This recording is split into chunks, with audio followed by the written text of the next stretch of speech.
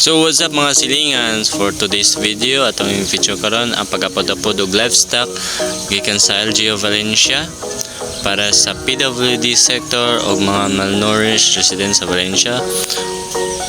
Kiseminar ta sa doctor or representative sa Valencia. Kani limited lang, so unta matagal ang tanan sa sunod.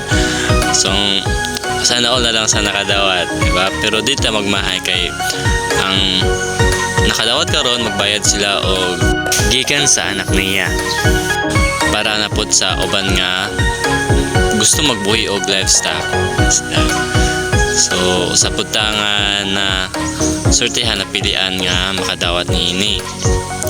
So puman sa seminar, man sa mga ano ito pagtudlo unsaon pagbuhi, maghatag dai chicken, duck o goat. Automatic na dayon ang ato bahog. Kana siya feeds o tahop i-mix with rice dayon. Dayon bahog na dayon, automatic na dayon. Dahil sila sa temporary shelter nila while gina-prepare ang ilang kulungan para hamugaway. So magawat na lang ta mangitog sila og aron makabayad ta sa atong obligasyon dito para napud sa gustong magbuhi og livestock. Ana lamang.